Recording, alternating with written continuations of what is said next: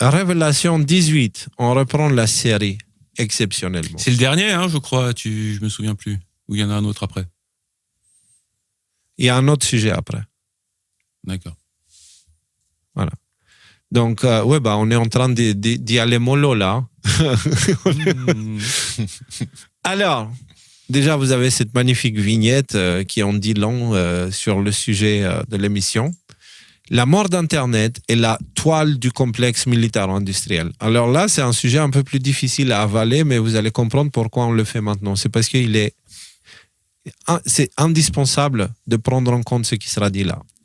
Au dernier live, on a parlé des chemtrails et comme quoi c'est la DARPA qui en serait à l'origine selon RFK Jr.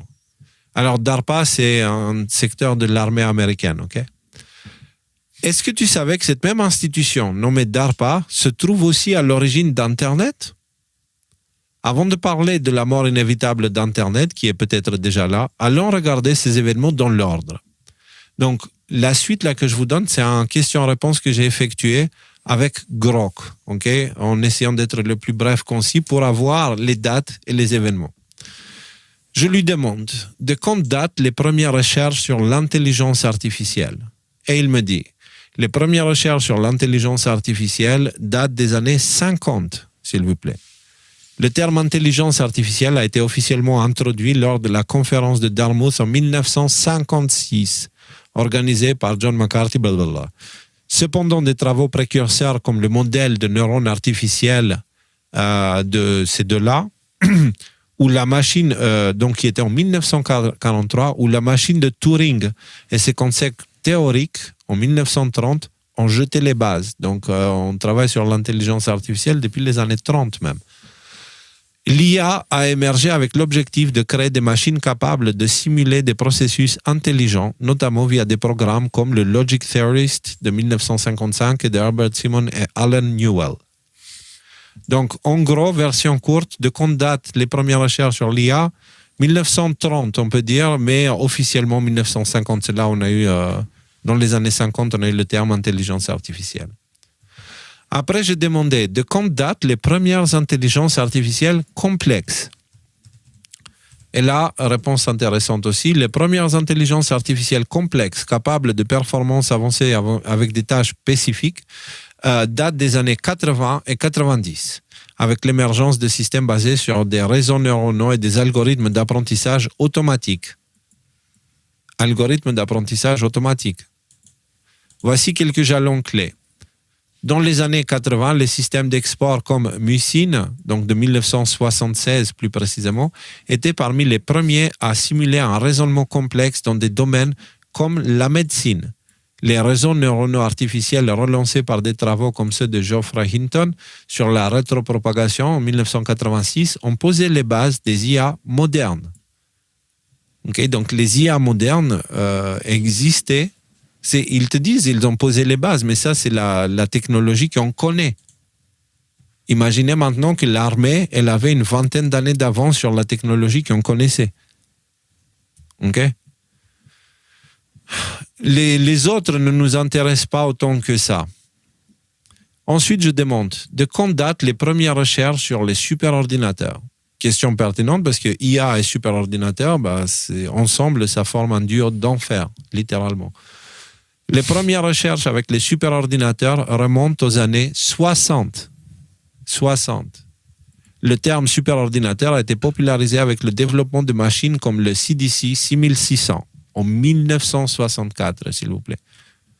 Alors, rien à voir avec les ordinateurs d'aujourd'hui, mais à l'époque, il était très, très, très, très, très, très, très loin de ce qui était capable de faire les ordinateurs de l'industrie. Il faisait la taille d'un immeuble. Voilà. Ouais. Bon, je tarde pas trop, j'essaie de le faire en plus rapide. Quel était le niveau des superordinateurs dans les années 80? Étant donné que l'IA complexe a commencé à évoluer dans les années 80, dans quel état étaient les superordinateurs à l'époque? Dans les années 1980, les superordinateurs dominés par des machines, le Cray 1 et le Cray 2, atteignaient des performances de quelques mégaflops, 1,9 gigaflops, à 1,9 gigaflops grâce à des architectures vectorielles optimisées pour les calculs parallèles, blablabla. Utilisé pour des simulations scientifiques, ces systèmes propriétaires étaient coûteux, énergivores et réservés pour les gouvernements, institutions ou les universités.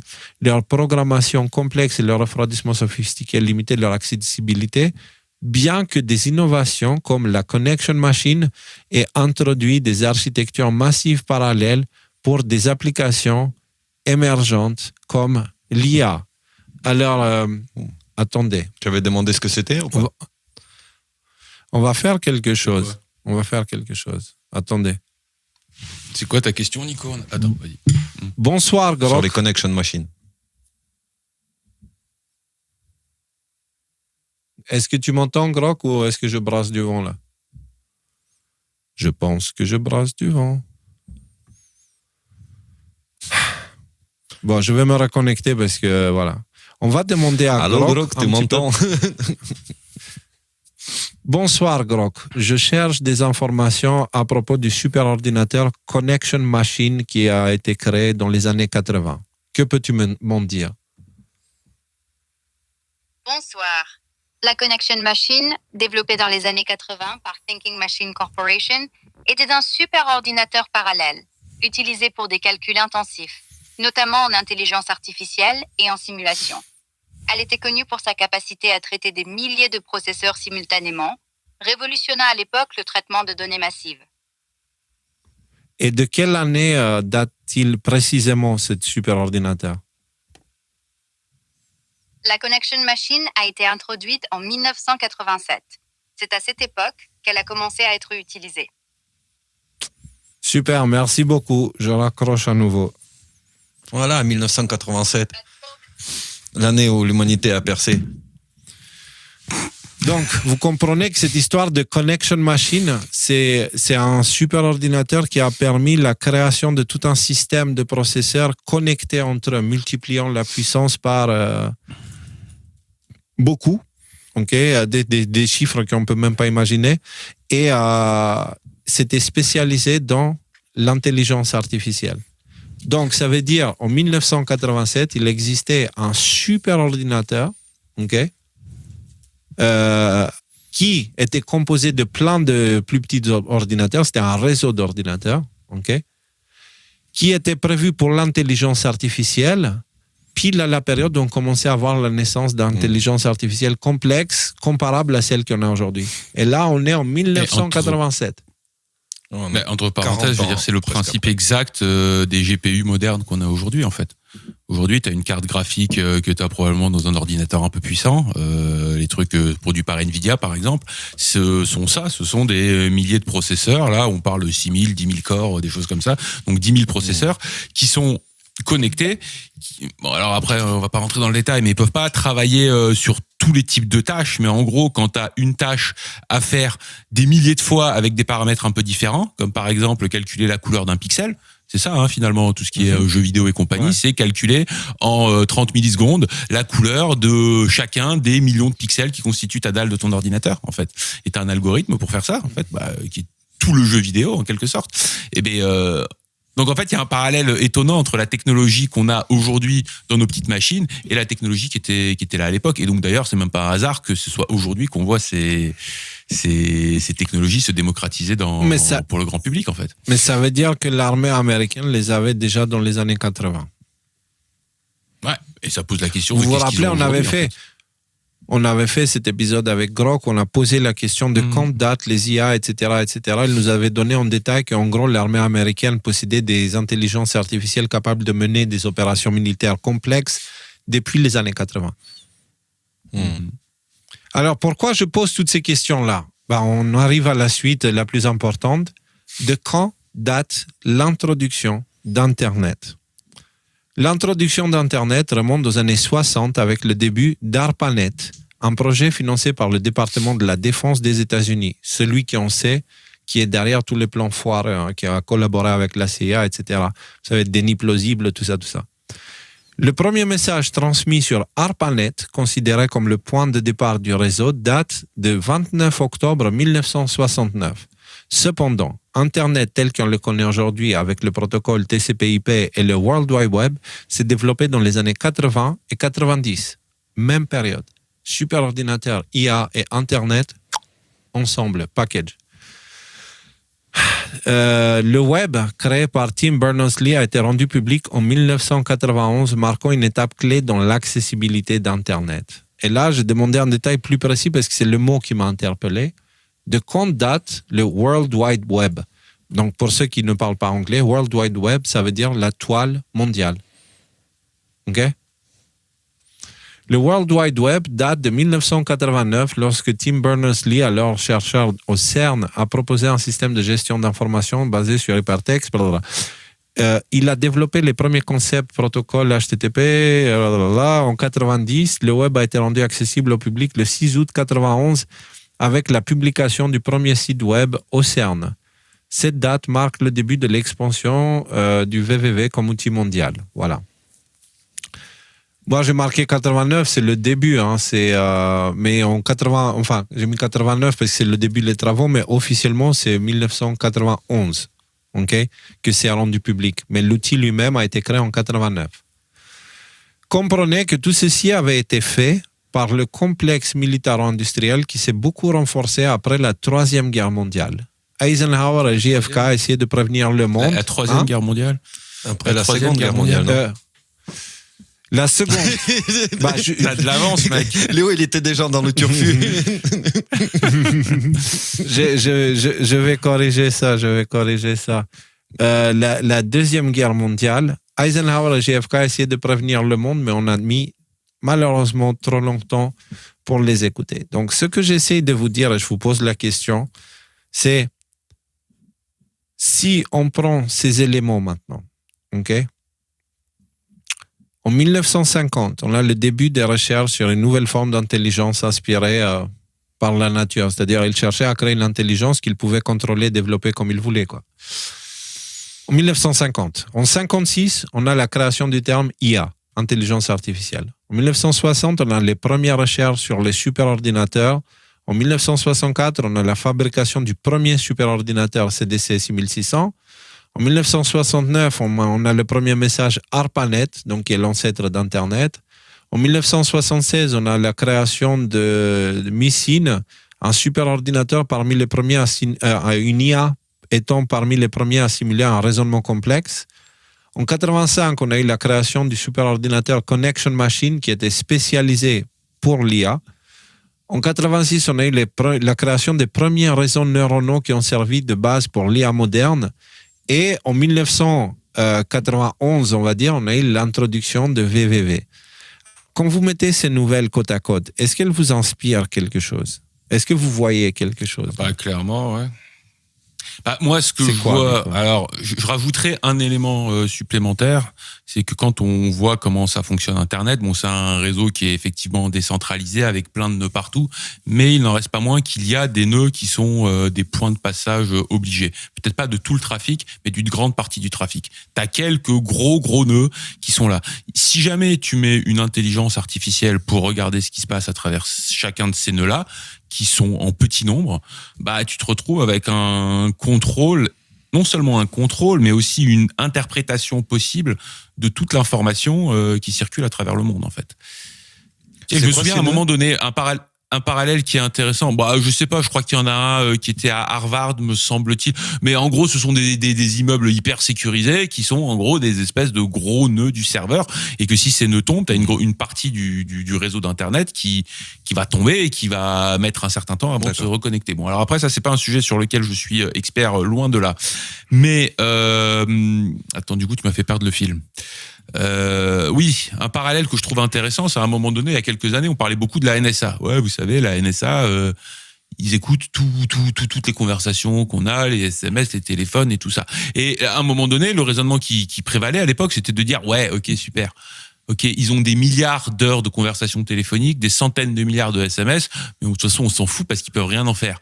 Il faudrait une force de travail, une quantité de travail gigantesque pour pouvoir interpréter tout ça.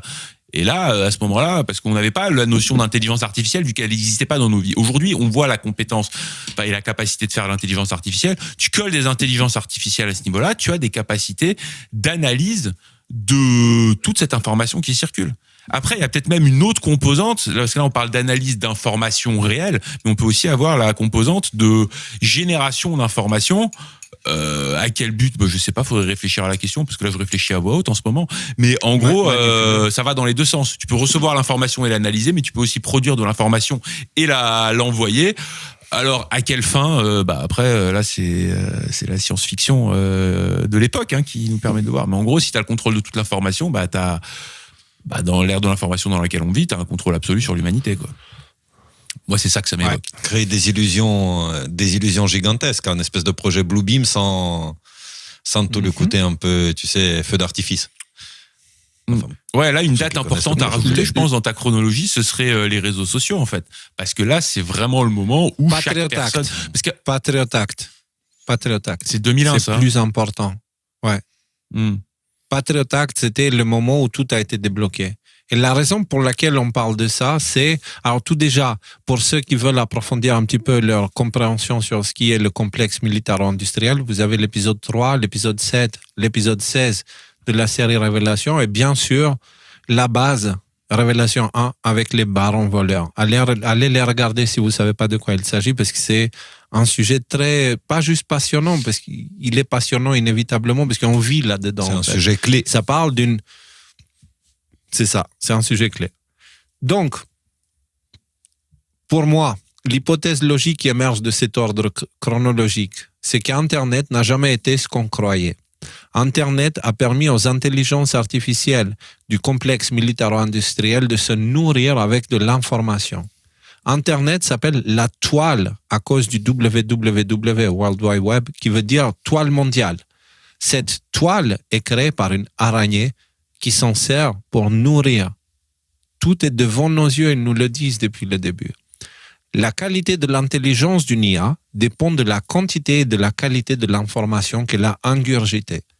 Imaginez donc la puissance d'une IA posée sur plusieurs superordinateurs modernes qui se nourrit de l'ensemble du contenu qu'il y a sur l'ensemble d'Internet, y compris le dark web. Les IA du complexe militaro-industriel savent plus sur nous que ce que nous savons sur nous-mêmes. Et elles sont programmées pour nous manipuler et forcer sur nous de façon subconsciente la volonté des marionnettistes. L'humanité n'a jamais été manipulée à ce niveau selon l'histoire connue. Donc, on avait vu ensemble dans l'épisode sur l'intelligence artificielle et les échanges avec Grok, c'était le premier, je crois, que la qualité d'une intelligence dépend de la qualité de l'information et de la quantité aussi qu'elle consomme. Okay? Donc, mais si tu as une IA qui commence à être capable de trier le vrai du faux, okay? Et donc du coup de se nourrir uniquement de ce qui est bon ou qu'elle est programmée spécifiquement pour telle ou telle action, ce que je suis en train de vous dire, c'est que il existe actuellement une IA qui est tellement puissante, qui connaît tout sur l'humanité, qui connaît tout sur ce que nous pensons, etc. Et que c'est cette intelligence artificielle qui contrôle Internet en ce moment. OK? Et actuellement, on peut en parler parce qu'actuellement, c'est très visible. Va plus loin, Rudy. Alors, ça, c'est des écrits de science-fiction. Je ne saurais pas vous retrouver les sources là tout de suite, il faudrait que je cherche. Mais c'est que le projet final, c'est de créer un avatar intelligence artificielle de chaque individu qui est connecté, on va dire, qui a un smartphone ou qui est connecté à Internet et tout ça. On apprend tout de toi individuellement. Il y a une petite case quelque part dans un de ces super ordinateurs ou dans un de ces data centers où tu appelles ça. Mais ça, c'est une vraie histoire, ça existe réellement. Mike Benz en avait parlé. Ça existe réellement, la base de données de chacun. Moi, je me rappelle quand je m'étais fait bannir, j'ai entendu parler de ce sujet, je te coupe, mais c'est important parce qu'on en a déjà parlé. Quand je me suis fait bannir de Facebook et que j'étais incapable de recréer un compte. C'est-à-dire, dès que je crée un compte, même si je le faisais à partir de la maison d'amis ou d'autres ordinateurs, dès que j'invitais un ami, hop, le compte, il sautait à nouveau.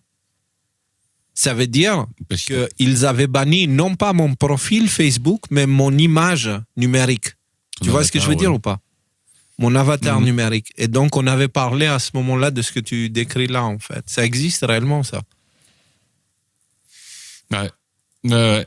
Donc, en fait, voilà, il y a une petite case qui s'appelle Rudy, une autre qui s'appelle Léo. Et en fait, là, on est dans le monde de Minority Report. sais pas si vous vous souvenez, Minority Report, il te justifie la possibilité de faire de la prédiction criminelle avec des gens qui ont des pouvoirs psychiques, qui sont dans des baignoires et qui font des trucs. Bon, ça, c'est le pipeau pour pouvoir justifier l'histoire. Mais cette capacité prédictive et le fait de pouvoir emprisonner des gens avant qu'ils aient fait quoi que ce soit, juste parce qu'à un moment donné... le modèle, leur avatar numérique et leur avatar d'intelligence artificielle prévoit que dans cette circonstance-là, Rudy va faire une connerie. Voilà, il a 97% de chance de faire une connerie. Dans ces cas-là, toi, t'as rien fait, t'es fait là dans ton canapé, et on t'arrête parce que selon ces circonstances-là, à un moment donné, la simulation a prévu que tu serais amené à faire quelque chose d'illégal. Illégal étant ce qui ne plaît pas au pouvoir en place, en gros. C'est ça la définition d'illégal aujourd'hui. Et voilà, ça. Donc en fait, ça, c'est les clés d'une dystopie, complètement. Enfin, je veux dire, c'est la prison ultime, en fait. Ça. Parce que tout le monde est dans la prison, tout le monde est contrôlé en permanence. Pour moi, ça, c'est une prison plus lointaine. Pour moi, la prison, elle apparaît sous forme de bulle de perception. C'est-à-dire que l'IA, imaginez maintenant une situation où vous voyez une nouvelle sur Internet, par exemple, qui dit la Lune vient d'exploser. Okay? Et vous regardez le ciel et vous ne voyez pas la Lune. Non pas parce qu'elle a explosé, c'est juste que la Terre elle est tournée de façon à ce que vous ne puissiez pas la voir. Et que vous vous dites, mais non, il raconte de la merde, comment ça la Lune elle a explosé. Et là, il regarde dans les commentaires plein de gens qui disent, mais oui, si, la Lune elle a explosé, si, je te jure, machin, blablabla. Et il y a plein de commentaires qui semblent discuter entre eux, etc., etc. Du coup, forcément, quand tu lis ça, instinctivement, par conformisme, tu vas commencer à accepter cette idée que peut-être la Lune, elle a explosé. Et imaginez maintenant que ce genre de choses arrive tout le temps. C'est-à-dire qu'il y a des sujets qui sont mis devant vous parce qu'ils vous croient, l'IA globale vous croit susceptible de tomber dans ce narratif et il vous nourrit avec ce narratif en masse pour vous donner un sentiment d'avoir compris quelque chose. Ok? Vous voyez ce que je veux dire ou pas? Oui, c'est comme si l'IA, globalement, imagine, elle est, en quelque sorte, elle est bienveillante. Tu vois, bienveillante, genre, il faut que tu te... sa programmation de base, il faut que tu te... Non, mais tu vas comprendre. Il faut que tu t'occupes de l'humain, il faut que tu lui évites tout disconfort, tout mal-être, etc. Ouais. Tu vois? Et donc, du coup... à chaque fois qu'il a fait quelque chose, il faut pas le mettre dans une position où il aurait honte, où il devrait devoir repenser ces choses, sa vie, etc. Donc, tu vas le mettre dans une espèce de bulle de confort, en fait, intellectuel et de toutes sortes, etc. pour qu'il se sente bien et se sente satisfait. Quoi. N'est pas le contrarier. Voilà. À la limite, le frustrer avec quelques publicités juste pour qu'il ait consommé. Ouais. Et le truc, c'est que si tu réfléchis un petit peu à tout le problème, ok, le coup de la Lune, elle a explosé. Bon, à un moment donné, tu sors de chez toi, tu vas au village, puis il y en a un qui te dit, mais non, t'es con, tout à l'heure, j'étais à côté de la montagne, je l'ai vu, la Lune, il n'y a pas de problème. Donc, en fait, un des moyens de lutter contre ça, c'est quoi? C'est la connexion réelle avec des gens réels. Et qu'est-ce que c'était le Covid et compagnie? C'était vraiment de nous dire, bon, voilà, maintenant, tu restes chez toi, tu bouges pas, ta seule connexion avec le monde réel, c'est Internet. Et voilà, c'est le dernier plan du plan, quoi. À savoir que les médias mainstream eux-mêmes sont parfaitement dépendants d'Internet aussi. Donc, ça veut dire Internet est passé au-dessus des médias mainstream parce que c'est leur outil de travail aussi. Donc, alors maintenant, pourquoi Internet semble comme mort? Qu'est-ce que ça veut dire exactement mort? Ça veut dire que l'écrasante majorité du trafic vient de bots gérés par des intelligences artificielles. Même les influenceurs et journalistes s'en servent pour écrire des articles, donc concrètement, ils ne font que mettre leur nom sur le travail de l'IA. J'en ai vu, j'ai vu un gars, il fait des vidéos, il est très sarcastique, j'étais surpris parce que, genre, à un moment, il dit une blague vraiment pas bien, pas drôle. Il dit, pardon, mais c'est comme ça que ChatGPT a écrit la suite du scénario. Tu vois. Et en gros, il y en a plein. Alors déjà, beaucoup de contenu YouTube dans les shorts et tout ça, ce sont des vidéos créées automatiquement. Ok? Et aujourd'hui, dans les shorts, il y a ce sont des images plus de des vidéos images synthétiques. C'est ça que ton. Non. Ce sont des vidéos. Par exemple, il y a une personne qui appuie un bouton et qui dit fais-moi une vidéo sur le film 5e élément et trouve une scène sympa et prends un extrait et publie-le. Et du coup, l'IA, elle prend, elle coupe l'extrait, elle met. Voilà. Ou fais-moi une vidéo où tu compares tel produit à tel produit en disant que ce produit il est meilleur que ce produit. Et l'IA, elle te fait tout, il te met même les voix et tout. Hein, et c'est très crédible. Hein. C'est très crédible. Et donc, la plupart d'Internet est rempli de ce genre d'histoire. Quelqu'un m'a envoyé aujourd'hui une histoire d'un loup. Okay? C'est en gros, il serait dans sa maison au nord de l'Europe, dans les pays scandinaves, et là, il y avait une meute de loups qui serait venue lui frapper à la fenêtre pour appeler la personne, et la personne, elle serait sortie, elle aurait suivi les loups, qui l'auraient emmené à leurs petits, et leurs petits, qu'ils auraient... Non, mais si, je t'assure. C'est une vidéo, enfin, en tout cas, elle était présentée comme ça, tu vois. Et le truc, c'est que...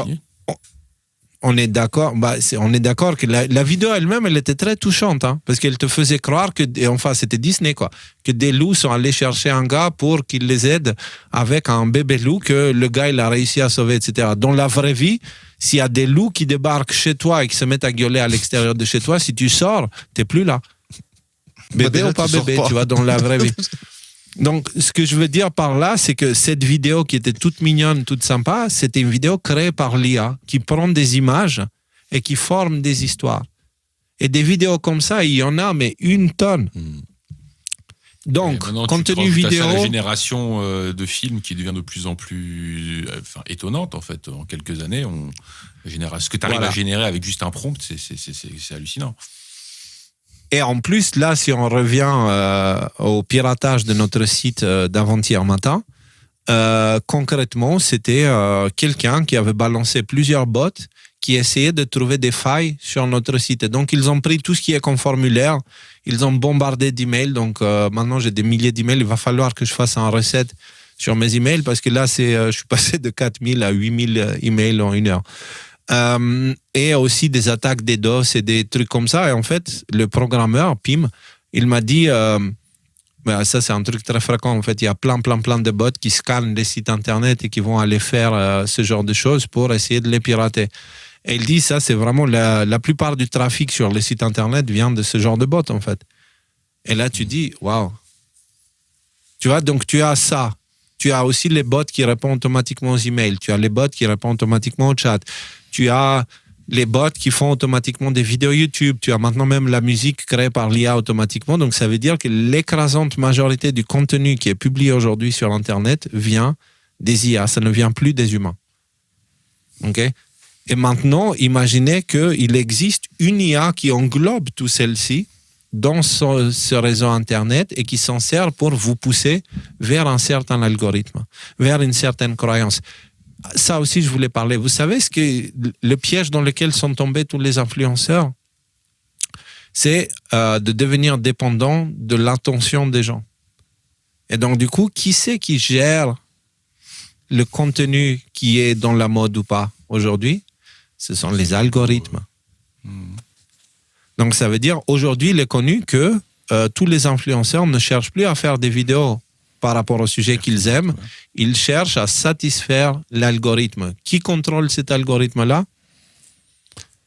Donc, ça veut dire qu'une IA ou une entité peut contrôler les modes sur Internet à travers des algorithmes. Et aujourd'hui, c'est connu, c'est connaissance commune pour tous ceux qui font des vidéos sur Internet.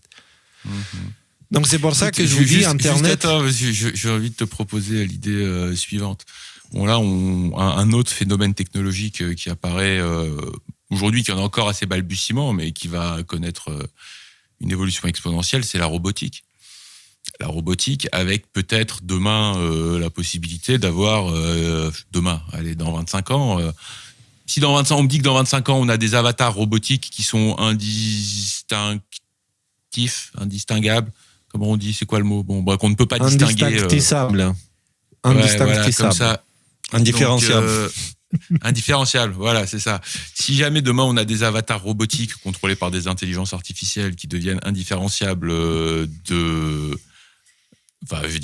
entité humaine, là, la boucle est bouclée, parce que maintenant, tu n'as même plus le recours à l'extérieur, à dire maintenant je coupe Internet, je vais aller dans un bar, on va aller causer à des vrais gens et tout ça, parce que peut-être que demain les vrais gens c'est des IA aussi, quoi, tu vois ce que je veux dire.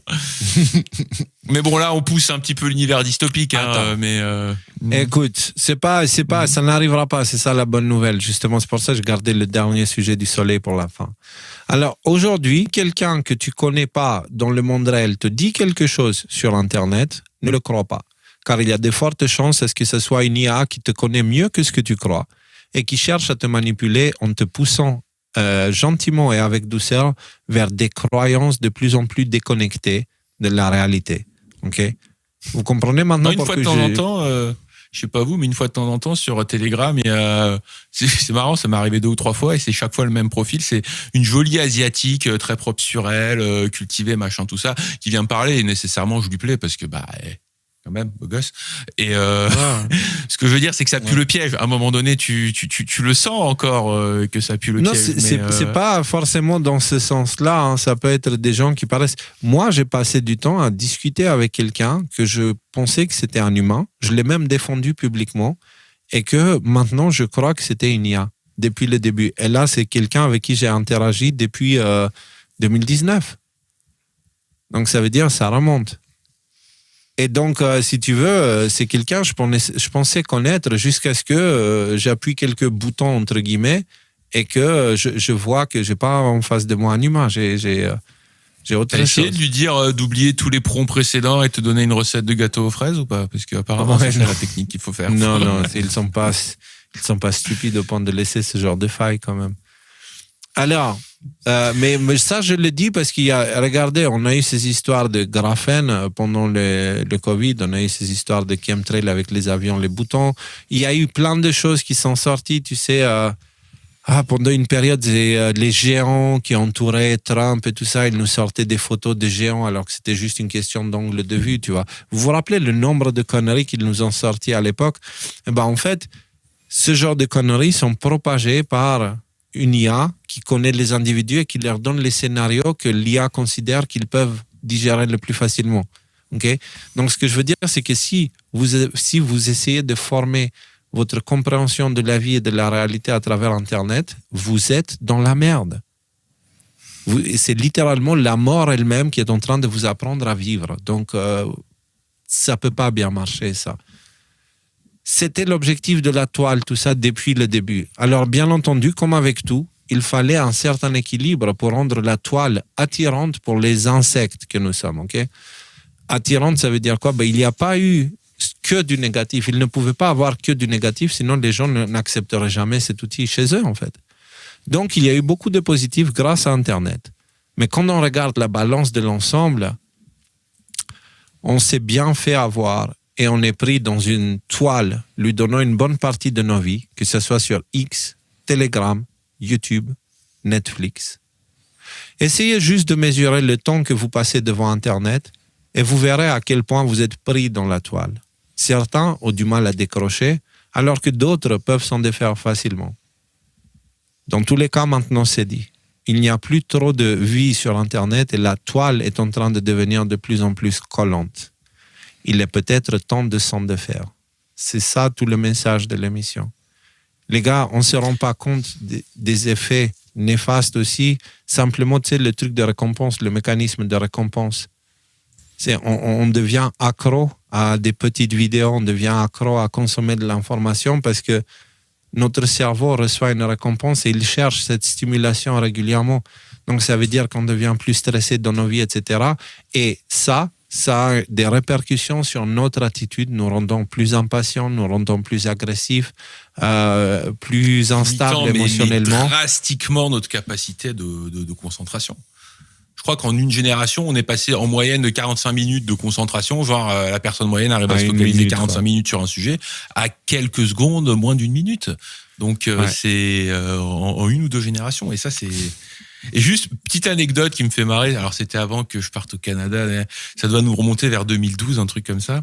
J'avais un ami à moi qui avait développé un truc, en gros, c'était t'as pas le temps d'aller draguer sur Mythique et compagnie. Donc Mythique, pour les plus jeunes d'entre nous qui regardent, c'était le prédécesseur de Tinder et tout ça. Donc en fait, il y avait des employés à lui qui se faisaient passer pour toi en connaissant ton profil et qui allaient draguer quelqu'un sur Internet en fonction de tes critères à toi et qui au final, si jamais il y avait quelque chose qui matchait, il y avait un rendez-vous qui était pris et toi tu te pointais au rendez-vous. Bon, il se trouve qu'aujourd'hui, avec les technologies qu'on a, il est évident qu'il n'y a plus des employés qui sont derrière, ça va être des intelligences artificielles. Et donc, en fait, en y réfléchissant un peu, maintenant, la mécanique du couple risque d'être basée sur des intelligences artificielles qui communiquent entre eux sur la base de ce qu'elles pensent savoir de toi et qui vont dire tiens regarde celle-là elle est pour toi, tiens regarde celui-là il est pour toi, rencontrez-vous, faites des bébés éventuellement si vous avez envie quoi. Et enfin, je veux dire, il y a un côté triste, quoi. Je veux dire, le côté romantique, il est très loin. Et quelque part, je me demande si c'est pas une bonne nouvelle, ça. Dans le sens où on va pas se rendre compte que, putain, en fait, c'est nul. Internet, si ça continue à être alimenté comme ça, avec des trucs complètement impersonnels, les gens vont se dire, mais en fait, c'est pourri. En fait, ils vont éteindre leur écran parce que je pense qu'on a un vrai besoin, un vrai appel à ces connexions véritablement authentiques et humaines et que plus Internet va devenir aseptisé comme ça, et plus on va finir par se dire bon bah c'est bon, on éteint l'ordinateur et puis on va faire une balade dehors, on va aller au bal du village ou des choses comme ça. Il n'y a plus rien à mais bon, prendre, peut-être que je suis un peu optimiste là sur ce coup-là, je sais pas. Non mais en tout cas, merci pour le tuyau, Rudy. Ouais, je sais, t'as fait une grimace. Non, c'est la façon que tu as exprimé, tu as dit peut-être c'est une bonne chose en gros que c'est la fin du romantisme. J'ai cru comprendre. Ah non, pas ça. Peut-être que c'est une bonne chose qu'Internet devienne comme ça, puisque ça va nous obliger. Peut-être, il y a un scénario dans lequel on éteint la télé, on éteint l'écran, on éteint le téléphone. Ouais, c'est ça. Mais c'est ça. Et ce scénario, c'est maintenant. C'est maintenant. Progressivement, on va devoir commencer à le faire, même au niveau individuel. Ok. Petit à petit, pour que, en fait, il faut arriver à être capable à pouvoir vivre une semaine sans Internet. Et ça veut dire qu'il va falloir commencer à faire des jeûnes d'Internet aussi. Et ça, il faut commencer à le faire dès maintenant. De se préparer. Parce qu'en le faisant, vous reprenez le contrôle de votre temps sur Internet et croyez-moi, ça va changer votre vie d'une façon vraiment incompréhensible pour le moment. Donc, c'est moi d'illusion, mais j'ai l'impression que si jamais on coupe Internet pendant une semaine... Genre moi j'y suis beaucoup sur Internet pour des raisons professionnelles. Et c'est-à-dire, franchement là quand on a fait le tour, je me faisais 5 minutes d'Internet sur mon téléphone qui est pourri en plus mon téléphone aux toilettes parce qu'il fallait bien qu'on garde un œil sur l'actu pour nos petites émissions. Non mais ça c'est-à-dire on lève ça aussi ouais. Parce que ça c'est en fait quand on est aux toilettes c'est un des moments où on est censé avoir une sorte de méditation. Tu vois, c'est un acte qu'on commet sur ce qu'on veut plus, sur ce que notre corps rejette. Grandissez un peu, les gars. Il y en a qui méditent beaucoup. Sur ce que notre corps rejette. Putain, je fais l'émission avec des enfants. Bon, les gars, arrêtez de boire du lait 2 secondes. Non, mais blague à part, c'est un moment où physiquement notre corps rejette ce qu'il ne veut pas. Et dans les cieux, il y a le même processus qui se fait à ce moment-là. Sauf que si on n'est pas attentif et on ne laisse pas à notre cerveau de faire la même chose à ce moment-là, ça veut dire qu'en fait, on est constipé. C'est-à-dire que d'un côté, on surconsomme de l'information, donc on mange comme comme on dit, de ceux qui attaquent les frigos et qui te les vident une fois, là. Comment tu appelles? Non, des gouffres, comment ça s'appelle ça? Bref, d'un côté, on est des gouffres, si tu veux, et de l'autre côté, on est constipé. Donc, ça veut dire qu'il y a entrée de l'information, mais il n'y a pas le temps. La digestion se fait très lentement parce qu'on laisse rarement notre cerveau tranquille, tu vois. Et ça veut dire que nos corps spirituels, ils sont devenus extrêmement obèses et on est incapable de réfléchir correctement. On est incapable de fonctionner en fait correctement. C'est comme si vous avez passé des années à manger sans jamais aller aux toilettes. À un moment donné, votre corps juste il s'éteint en fait. Donc il faut faire très attention. Le corps spirituel, il est beaucoup plus élastique lui. Par contre, il atteint aussi ses limites, tu vois. Et donc ça veut dire que la raison pour laquelle on parle de ces sujets, c'est pour rappeler la nécessité de prendre de la distance d'Internet déjà parce qu'il y a de fortes chances à ce que vous soyez manipulé, qu'on soit manipulé par des bots, okay, globalement sur toutes nos croyances. Si elles viennent d'Internet, sortez-les de la tête. Okay. Ce que Rudy a remarqué dans ce qu'on disait, c'est-à-dire c'est la seule chose pour combattre ça, c'est le contact réel. Chose que nous, on a découvert pendant la tournée, parce que le public qu'on a eu pendant la tournée, il était juste parfait. C'était des gens super, c'était des gens extraordinaires. Alors que le public qui nous suit sur les réseaux sociaux, il nous insulte, enfin pas toujours, hein, mais la majorité, c'est pas des mots gentils qu'ils ont pour nous, ou c'est des comptes un peu chelous qui viennent et qui te parlent avec de la mort au rat dans la bouche, tu vois. C'est, en gros, ils te donnent des choses sympas et puis dedans, ils te mettent, pouf, une petite information qui te renvoie vers une mauvaise direction. Donc, il faut vraiment, vraiment commencer à prendre ça en compte. Ne formez pas votre opinion sur ce que vous lisez sur Internet. Et c'est un gars sur Internet qui vous le dit. Donc, voilà. C'est ça, le truc, c'est que justement, c'est là où je voulais amener la conversation. Est-ce qu'il y a un moyen de résoudre ce paradoxe ? C'est discipline. Discipline. C'est-à-dire, si tu veux, essaye, Rudy. Essaye, mais tu verras l'impossibilité. Essaye. Même pendant ton travail, tu te dis, OK, je vais utiliser Internet que pour le travail. Tu t'interdis X, Telegram, Facebook, YouTube, tout ce qui concerne Internet autre que le travail, tu le bloques, tu le fais pas. Et tu me dis combien de temps tu vas tenir, combien de temps tu tiens. Et là, tu verras à quel point. C'est plus simple quand tu n'es pas devant un ordinateur, quoi. Ce que je veux dire, c'est que tu me demandes ça, c'est vrai que c'est beaucoup plus difficile de juste te dire, allez, vas-y, 2 semaines de vacances, on éteint l'ordinateur, terminé, et puis là, tu prends le chien. Non, mais moi, je te parle d'être capable d'avoir le contrôle, en fait. D'avoir le contrôle au point où. C'est là où tu vois à quel point tu es pris dans cette toile ou pas. Et moi, justement, si je vous parle de ça, c'est parce que je compte bientôt essayer de voir à quel point je suis accroché sur la toile, en fait. Et j'aimerais que tout le monde fasse l'exercice parce que moi, je vous dis, comptez le nombre d'heures que vous passez sur Internet et vous allez voir que c'est hallucinant, en fait.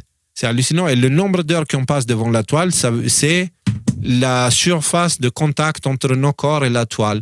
Ce qui veut dire qu'on est plus ou moins accroché dessus. Il y a des gens, ils ont plus de 10 heures par jour sur Internet.